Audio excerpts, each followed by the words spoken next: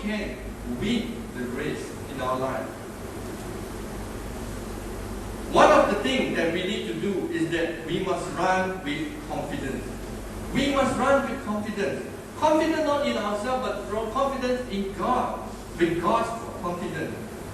And furthermore, we must realize also that as Christians, as human beings, we are worth a lot to God. Otherwise, God would not have sent His Son to die on the cross for us. God loves us, and God sees how important we are to Him. In 1 John chapter 3 and verse 1, it says, how great is the love the Father has lavished on us, that we should be called children of God.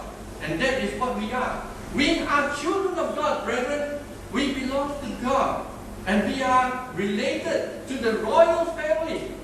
That is God's family. Unfortunately, sometimes we see Christians, even people walking around looking and acting like failures. They live as if their life has no value. But as Christians, we should not. You know, quite some time back ago, I was with this one brother, and we were driving, and we went to the petrol pump, and we wanted to pump the petrol. And this brother was like singing and smiling and really was very happy. And the petrol pump attendant asked us and said, "Why are you so happy?" He said, "Because we are Christians. Because we are Christians. We belong to God. We are children of God. Yes, we may have our flaws. We may have imperfections. But yet God loved us." You know the golf ball? The golf ball. I don't know whether how many of you here play golf. I don't play golf. I tried to, but not very successful.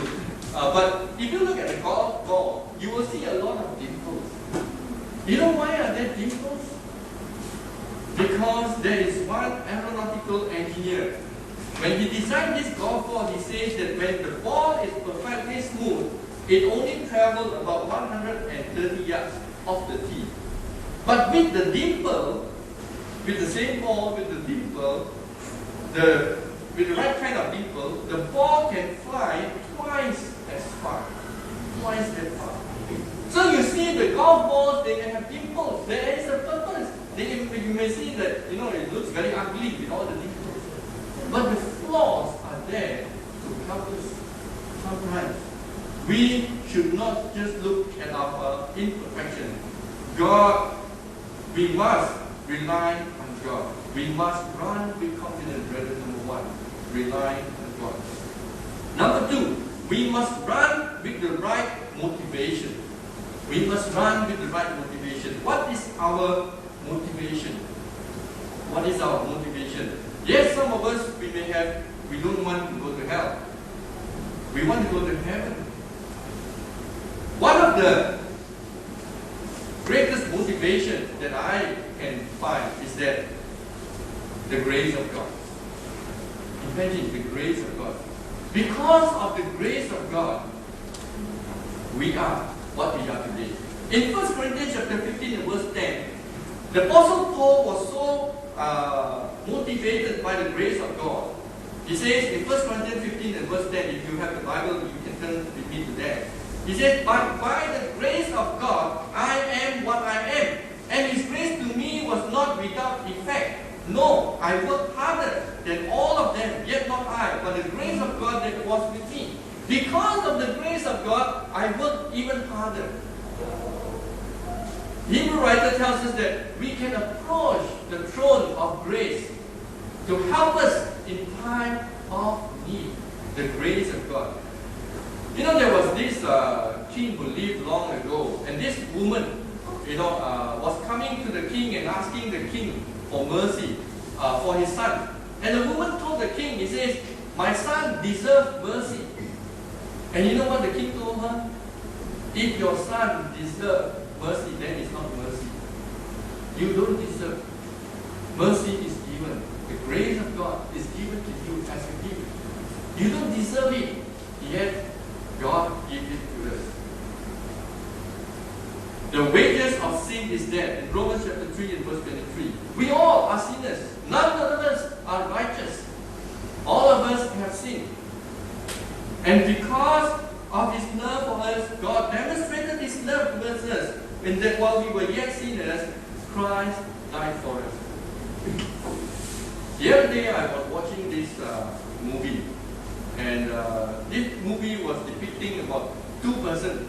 They were running, for their life because the volcano erupted.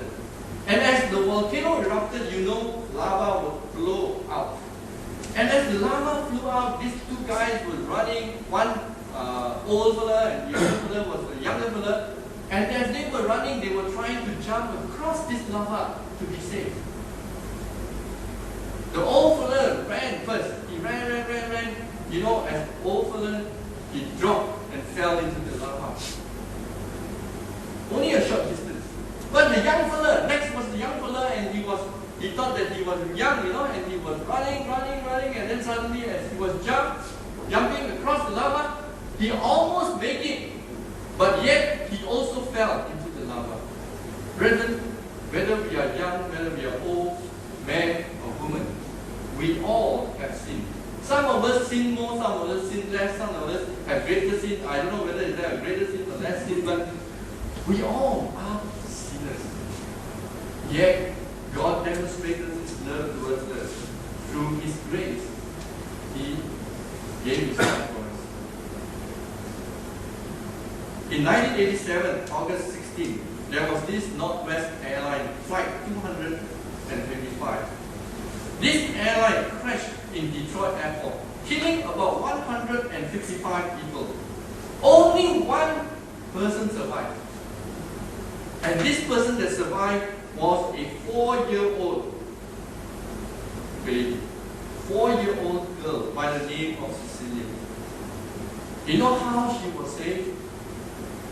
When the rescuer found this Cecilia, they did not believe that she had been on the plane. In fact, the investigators first assumed that Cecilia had been a passenger in one of the cars on the highway when the airline crashed. But when they found out, Cecilia, the 4-year-old girl, survived because as the plane was falling, the mother unbuckled her own seat, got down on her knees in front of the doctor, wrapped her arms around her and protected her from being killed in the crash. And this is the same way God sent His Son so that we can have life. God protected us and He sent His Son to be sacrificed on the cross. Nothing can separate the child from the parent's love, and nothing can separate us from the love of God. God did the same thing. Therefore, we must run. Our motivation is because of the grace of God.